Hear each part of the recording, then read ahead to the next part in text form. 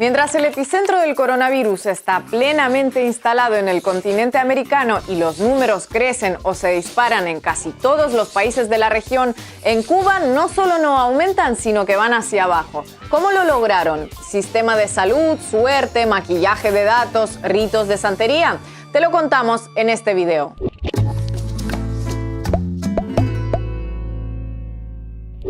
Cuba, cuyo acceso a divisas depende en gran parte del turismo internacional, inicialmente fue reticente a cerrar sus fronteras. De hecho, fue de los países más rezagados de la región en ese aspecto. Sin embargo, no por ello se quedaron de brazos cruzados y desde temprano tomaron medidas para contener la pandemia. Ya sé que van a decir algunos. Buah, pero si Cuba es una isla, así cualquiera tiene pocos casos. Sin embargo, todos nos enteramos en los grandes medios del exitoso modelo de Nueva Zelanda y hasta donde yo sé, Nueva Zelanda no solo es una isla, sino encima son dos. Por otro lado, Reino Unido, con sus decenas de miles de muertos, no parece un territorio muy continental que digamos.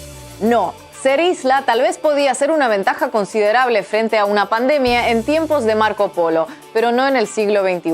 A los 4 días de decretarse la cuarentena de Wuhan en China, en Cuba se definió un plan de trabajo inicial que involucraba numerosas instituciones y ministerios. A principios de marzo, cuando el coronavirus ya empezaba a golpear con fuerza en Europa, se reforzó la vigilancia epidemiológica interna y en las fronteras. Alrededor de 1 millón de turistas de la Unión Europea visitan la isla cada año, lo que elevaba el riesgo de propagación importada. El primer caso en Cuba se detectó a mediados de marzo y poco después se endurecieron las medidas. Se cerraron los vuelos de entrada a turistas y a inicios de abril también a cubanos que estuvieran en el extranjero. Se suspendió el transporte interprovincial primero y el rural y urbano después. Se prohibieron los eventos multitudinarios y se decretó el cierre de discotecas, piscinas y gimnasios, entre otros. El uso de mascarillas se hizo obligatorio y negarse a llevarlas en público supone desde multas hasta cárcel. Ante el bajo desarrollo del Internet en Cuba, el teletrabajo ha sido anecdótico y la mayoría de las personas han seguido realizando sus rutinas laborales diarias.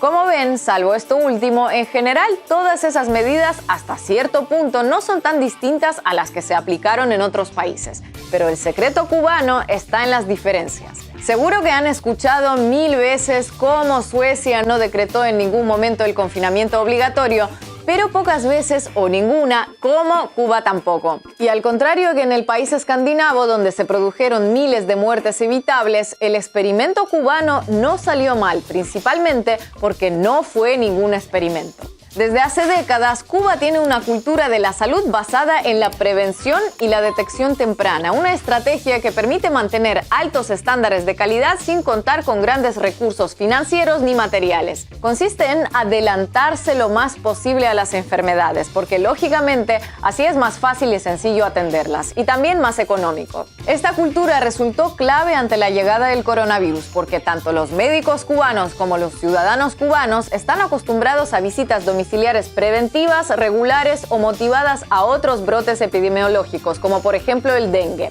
Es decir, al contrario que muchos países que se encontraron con una situación completamente nueva preguntándose ¿y ahora qué hacemos?, en buena medida la respuesta entre los cubanos fue pues lo de siempre. En lugar de esperar a los enfermos en los centros de salud, los médicos cubanos salieron a buscarlos en sus hogares. Los casos sospechosos son trasladados a centros de aislamiento mientras se les realizan las pruebas que descarten o confirmen. Si resultan positivos por COVID-19, son ingresados en un hospital independientemente de su gravedad.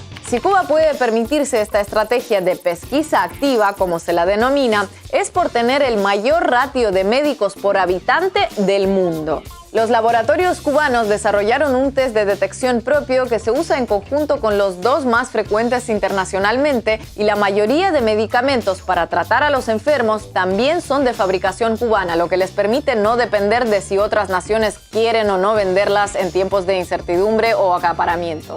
Además de atender la pandemia en el país, Cuba envió doctores a atender la pandemia en otras naciones como Italia, Venezuela y Haití, entre otras. Para algunos, estas acciones son una muestra de solidaridad, para otros de propaganda y también los hay que lo consideran un sistema de explotación de médicos. Ya sé que van a decir algunos, seguramente los mismos de antes. ¿Y tú le crees los números a la dictadura cubana? Ja, ridícula. Seguro que hay miles de muertos diarios que el régimen oculta lanzándolos al mar para que parezcan balseros ahogados.